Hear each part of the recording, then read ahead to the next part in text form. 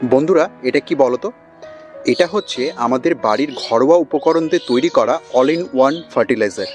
মানে হচ্ছে যে একটি খাবার যেটা গাছের জন্য অপরিহার্য, এবং এই একটি খাবারে গাছ তার প্রয়োজনীয় সমস্ত রকমের ভিটামিন, মিনারেলস, নিউট্রিশন, বিভিন্ন মাইক্রো এবং ম্যাক্রো এলিমেন্টস যত কিছু হয় সব কিছু আবদ্ধ আছে এই একটা তরল খাবারের মধ্যে।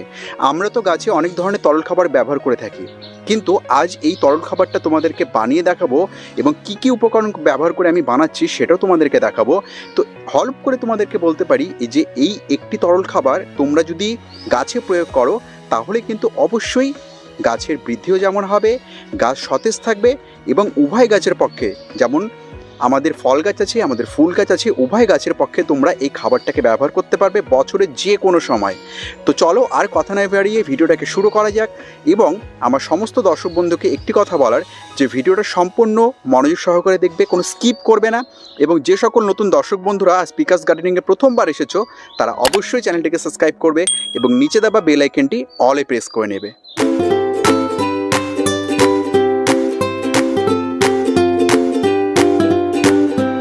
এই একটি খাবার ব্যবহার করলে আমাদেরকে কিন্তু গাছে অন্য ধরনের খাবার প্রয়োগ করার সেভাবে আবশ্যকতা পড়বে না, কারণ এই একটি খাবারের মধ্যে গাছের প্রয়োজনীয় সমস্ত রকম ভিটামিনস, মিনারেলস কিন্তু আবদ্ধ আছে।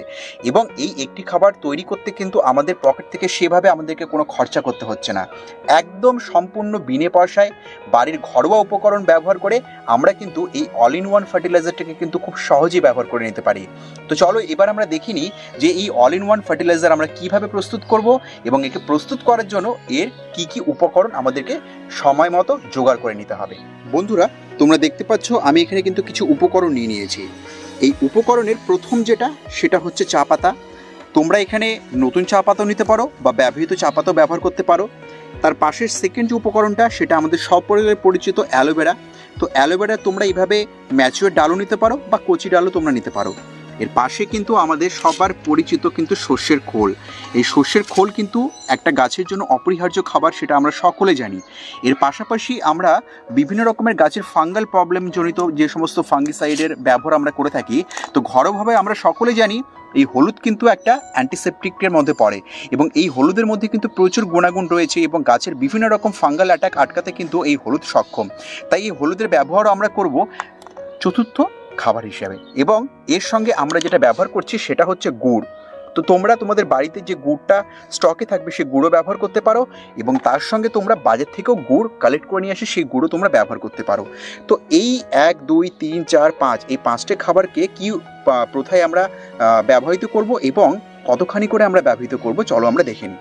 সর্বপ্রথম যেটা আমরা করব সেটা হচ্ছে এই অ্যালোভেরার ডালটাকে আমরা টুকরো টুকরো করে সুন্দর করে কেটে নেব।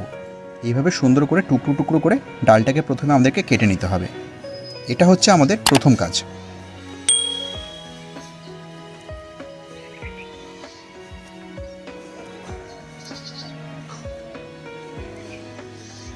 তোমরা দেখতে পাচ্ছ আমি এখানে পাত্র নিয়ে নিয়েছি। এই পাত্রের মধ্যে কিন্তু আমি জল নিয়ে নিয়েছি। এখানে কমপক্ষে 4 থেকে 5 লিটার জল আছে। তো এই 4 থেকে 5 লিটার জলের জন্য প্রথমে আমি যেটা করব সেটা হচ্ছে এই যে অ্যালোভেরার টুকরোগুলো কেটে রেখেছি, এই টুকরোগুলো সুন্দর করে প্রথমে দিয়ে দেবো।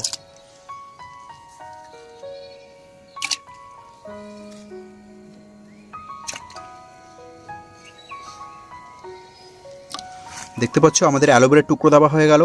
এবার আমরা যেটা করব সেটা হচ্ছে এখানে আমি 3 থেকে 4 চামচ আমি চা পাতা নিয়েছি। এটা নতুন ফ্রেশ চা পাতা। যদি ব্যবহৃত চা পাতা হয় তাহলে কিন্তু এর কোয়ান্টিটি ডবল হবে। মানে 3 চামচ আমি যেটা নিয়েছি ফ্রেশ চা পাতা, সেখানে তোমাদেরকে নিতে হবে অন্তত 6 থেকে 7 চামচ চা পাতা। তো এই চা পাতাটা আমি এর মধ্যে দিয়ে দিচ্ছি। এবার আমরা যেটা করব সেটা হচ্ছে, দেখতে পাচ্ছ এখানে একটি ছোট পাত্রের মধ্যে আমি সর্ষের খোল নিয়ে নিয়েছি। তো এইভাবে তোমরা একটা ছোট পাত্রের মধ্যে সর্ষের খোলটাও নিয়ে নিতে পারো। এই সর্ষের খোলটাও আমি দিয়ে দিচ্ছি। এইবার যেটা হচ্ছে সেটা হচ্ছে আমাদের এই হলুদ। দেখতে পাচ্ছ এখানে অন্তত 3 থেকে 4 চামচ হলুদ আছে। এই 3 থেকে 4 চামচ হলুদটাও আমরা এর মধ্যে দিয়ে দেবো।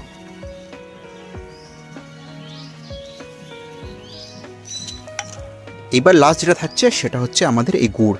এই গুড় অন্ততপক্ষে তোমরা যদি মোটামুটি 250 থেকে 500 গ্রামের একটা গুড়ের ঢিকা নিয়ে আসতে পারো, সেটাও তোমরা দিতে পারো, বা এখান থেকে আমি অন্তত 3 থেকে 4 চামচ গুড় এর মধ্যে ব্যবহৃত করব।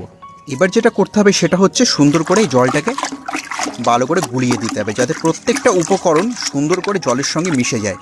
তো আমরা কি দিলাম, আমি এখানে পাত্রের মধ্যে 4 থেকে 5 লিটার জল নিয়েছি। তার মধ্যে আমি দিলাম ইউজ চা পাতা 3 থেকে 4 চামচ, এবং তার সঙ্গে দিয়েছি 2টা ম্যাচিওর অ্যালোভেরা ডাল টুকরো করে কেটে দিয়ে, এবং তার মধ্যে আমি দিয়েছি একটা ছোট পাত্রের মধ্যে আমি দিয়েছি সর্ষের খোল, এবং তারপরে আমি যেটা দিয়েছি সেটা হচ্ছে গুড়।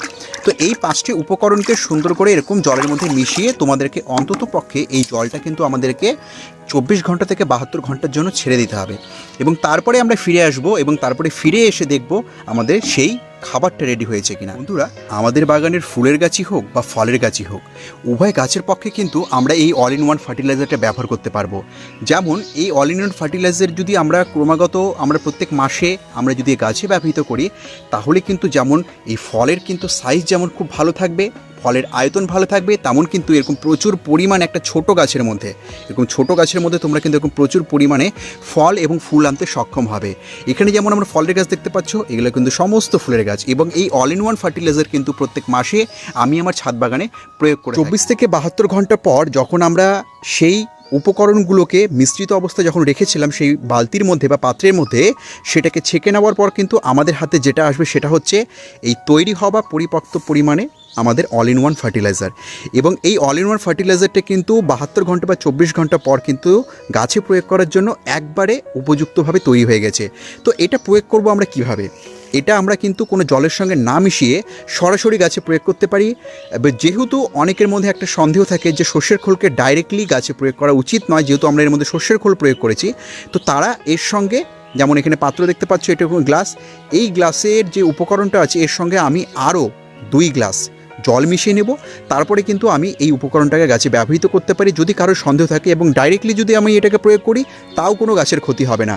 তো এরকম দেখতে পাচ্ছ, যেমন এখানে 8 থেকে 10 ইঞ্চি টব, এগুলো যেমন আমার 8 থেকে 10 ইঞ্চি টব, এগুলোর ক্ষেত্রে এরকম 1 কাপ তোমরা ব্যবহার করতে পারো। বা এর পাশাপাশি দেখতে পাচ্ছ এখানে, এই দেখো, এগুলো কিন্তু 15 ইঞ্চি, এগুলো 20 ইঞ্চির একটা বড় বড় ড্রাম বা এগুলো বড় বড় টব, এগুলোর ক্ষেত্রে কিন্তু এরকম 2 কাপ করে আমাদেরকে ব্যবহৃত করতে হবে।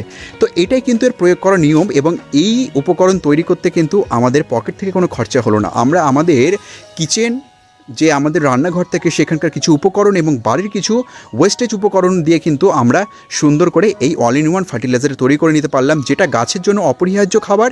এবং সামনে কিন্তু শীতকাল আসছে, এবং শীতকালে কিন্তু এরকম একটি খাবার যদি আমরা তৈরি করে নিতে পারি, তাহলেই বলো বন্ধুরা কতটা মজাদার হবে, যে এরকম একটা খাবার তৈরি করে আমরা গাছের শত শত ফুল এবং ফল আনতে সক্ষম হব। এটি ছিল প্রধানত আজকের ভিডিও, যে আমরা আমাদের ঘরোয়া কিছু উপকরণকে ব্যবহৃত করে আমাদের বাড়িতে বিনা পয়সাতে কিভাবে আমরা একটা অল ইন ওয়ান ফার্টিলাইজার তৈরি করে নিতে পারি।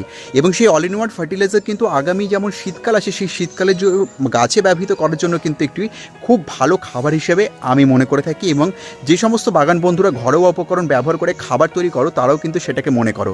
তো অবশ্যই তোমরা নিজেদের বাড়ির উপকরণকে নিজের একত্রিত করে সেই খাবারটাকে কিন্তু অতি সহজে বানিয়ে নিতে পারো।